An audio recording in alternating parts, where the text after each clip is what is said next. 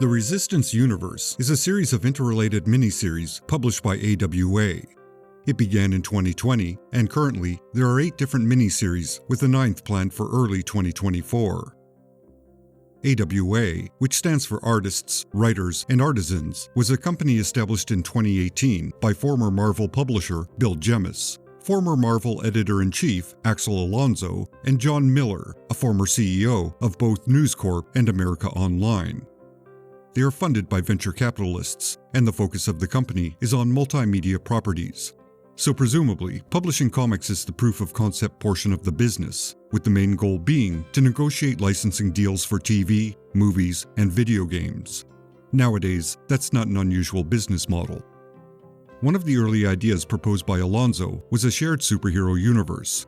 He then approached the well-known writer, Jemas Straczynski, to create the foundation of this universe. Straczynski has a long list of credits.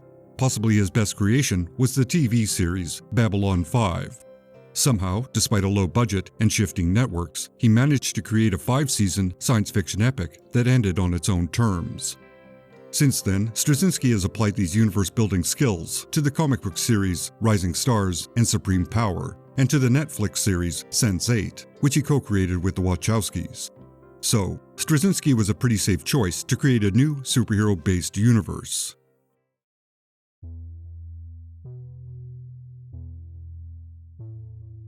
The foundation of the universe, the catalyst that created superheroes, was extremely topical. The Resistance, the first miniseries, launched in 2020, just as a certain real pandemic began to spread worldwide, and it dealt with the effects of a worldwide pandemic that threatens human extinction. Those that survive infection, roughly 5% of all cases, develop various superpowers. An added twist, some of those that gain powers and then use it burn out and die within a short amount of time. Then, for some unknown reason, the virus simply deactivates. It still exists, and is, presumably, proliferating, but it doesn't have an effect on those that are infected. Now, as some may note, the catalyst is not exactly unique. The Wildcards role-playing game and novel series, created by George R.R. Martin and Melinda M. Snodgrass in 1987, is about a world infected by an alien virus that gives people superpowers. Unfortunately, that's not the only element that has been repurposed. In the Resistance, the source of the pandemic originates from a crashed object of alien origin. This same element is used in Rising Stars and Supreme Power. Furthermore, Sense8 also had a person who could facilitate communication between powered individuals, as does Resistance. These two similarities are pretty surface level, still they have to be noted. As a beginning, the first Resistance miniseries is all foundation. There is barely a story, in the sense that it doesn't have a lead character or a point of view character. It lays out what happened from many perspectives and establishes the world. It's a very busy series, but it is coherent. There's a lot of political intrigue as the world leaders decide what to do about a population that has the power to possibly change human society. Thematically, it's a struggle between those that had the ultimate power of control over those that now have the power to assume control. The tone is very serious and rather mature. At times, it does seem to veer towards a specific political stance, but it pulls back before becoming an obvious diatribe. Straczynski is definitely not phoning in the premise, despite the repurposed elements. There's a lot of work that went into getting everything just right and putting all the pieces in their place. That being said, it seems a bit tedious at times. That's because it's mainly scenes of talking heads in a room discussing what needs to be done. There's a lot of characters, all of whom have their moments of development, but it's difficult to identify with any one character, even those we're supposed to empathize with. Personally, I found it intellectually interesting, and I appreciated just how much was packed into the miniseries. At the same time, I couldn't help noticing it lacked a certain level of emotional engagement. The investment, so to speak, is all in the premise. It's skillfully told, but it also feels clinical. I can't say it's bad, because it isn't. However, it might have been more effective as a 6-episode TV series.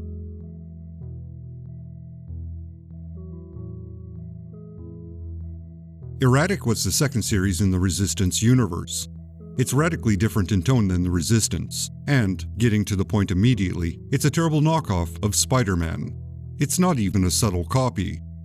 Furthermore, it may be the worst thing I've read in about a decade. The story is nonsense. The characterizations are inconsistent, and it fails on every single level. I genuinely have no idea why this was published. Really, it is that bad. I cannot, in good conscience, recommend this to any human being.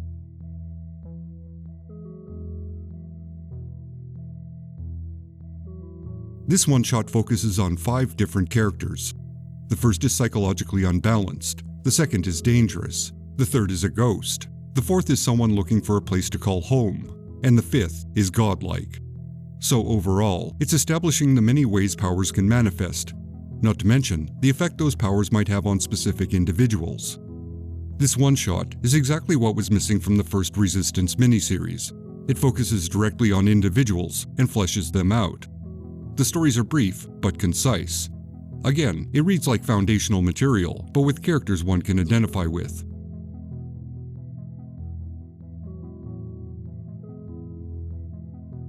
This miniseries picks up directly after the first, and it shows how the super people organize to resist being controlled. This volume is more focused than the first. There are still a number of characters being juggled, but it does concentrate on the ones vital to the story. Also, for the most part, it remains in America, as opposed to looking at events occurring worldwide. So overall, it reads like an actual story, instead of a series of related events. It is less busy than the first miniseries, and rather cohesive. In some ways, it contrasts classic costume superheroes, as portrayed by Marvel and DC, against a new breed of superheroes, for lack of a better term. It seems like a very subtle commentary about the grim and gritty, authority-inspired mainstream psychopaths facing off against independent, rebellious people. It can't be a coincidence that the garish, costume superheroes are all compromised individuals, while those in plain clothes follow a righteous path, upholding personal freedom over state-sponsored control. This makes Marvel and DC the establishment, and the Resistance universe is the young upstarts rebelling against the system. It has to be acknowledged that a lot of the Resistance reads like a second, more thorough draft of Sense8. At the very least, Straczynski's experience on that show is reflected in the Resistance, especially in creating a community of diverse people with a common goal.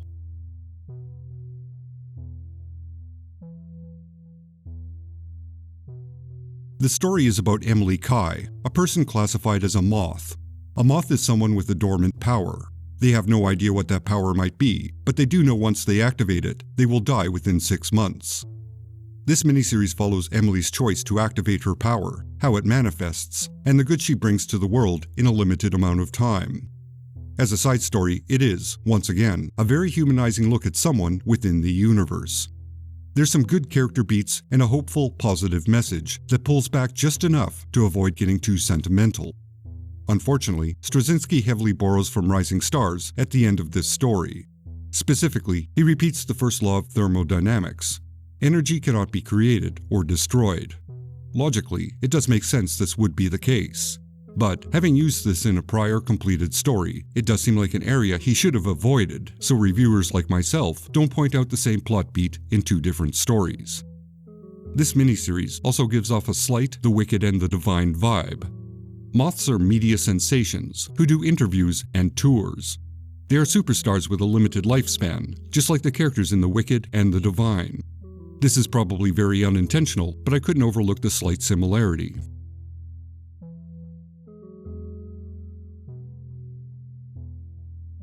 The premise of Knighted, as described by the writer Greg Hurwitz, is: what would it be like if someone as amiable as Peter Parker inherited the mantle of someone as brooding as Batman? Which seems like an accurate description of the series. It's also accurate to say it's cliché-ridden, not nearly as amusing as it thinks it is, and the script is the same quality as a low-effort WB superhero show.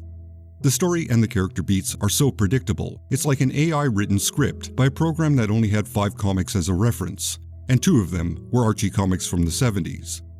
This isn't as terrible as E-Ratic, but it is pretty close.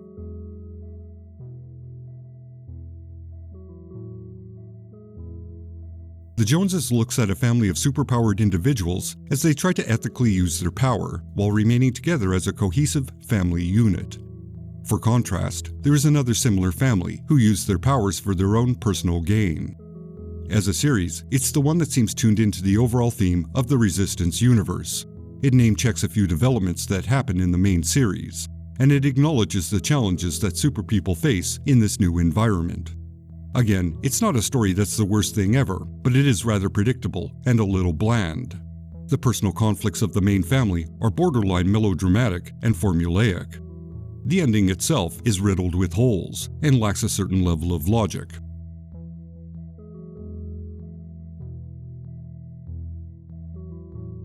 There's not enough ad revenue in the world to force me to read this second installment, so let's move on to the conclusion.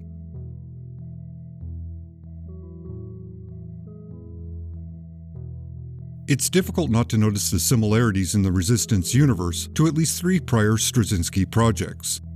It appears to be pieced together using various elements from Rising Stars, Supreme Power, and Sense8. Another common element, but it's indicative of Straczynski's work in general, is he takes a wide view of events. He looks at society as a whole and how the catalyst changes the world.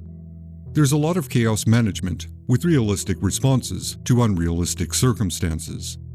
While the Resistance universe may not be conceptually unique, it is very well crafted. Once the setup is done, Straczynski is able to get to the heart of the concept and explore themes within it. So, while I've done my critical due diligence pointing out similarities, it has to be recognized that Straczynski's mature voice does craft an interesting story. He may be walking familiar ground, but he's skilled enough to make it read like a mostly new experience. The stories written by others have a lip service attachment to the underlying concept. The obvious focus is on a variety of content, rather than expanding on the setup done in the main series. Quite honestly, they could have been published on their own, without the shared universe connection. There would literally be no difference to the end result. Knighted is a weird exception. It contradicts the world it exists within. There are technological advances that don't appear in the universe. Overall, these side stories are detached, unrelated parts that give the universe less cohesion. In the end, the Resistance universe is very scattered. It appears to lack editorial oversight to ensure there's a connection that justifies each series as being part of this universe. Variety may be important to a brand, but so is consistency, especially when it comes to a cohesive comic book universe. All that's left to say is thank you for watching, or listening, whatever the case may be. And before you go, leave a like and a comment. This platform loves to ignore suggesting my content, so all those yummy engagements help out a lot and give this channel a little more visibility. As for a comment suggestion, is the Resistance universe new to you, or have you heard about it before? Let me know. I'd also like to thank all my supporters on Patreon and YouTube. I appreciate everyone who checks out my Patreon and signs up. I'm hoping that very soon I can hit a certain level of support and start producing longer or more videos. Not to mention produce some exclusive content. That's my goal this year. I'd like to say an extra special thanks to Odin Ashcroft, Big Ounce, Phil Sagan, Corey Drew, Alexa Zernish, Brian Deaton, Johnny Lim, Steve White, Taylor Dull, and Matt Marino. You are all justified and ancient. Hey look, a playlist.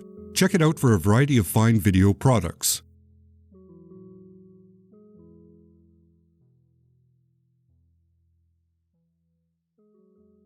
Until next time.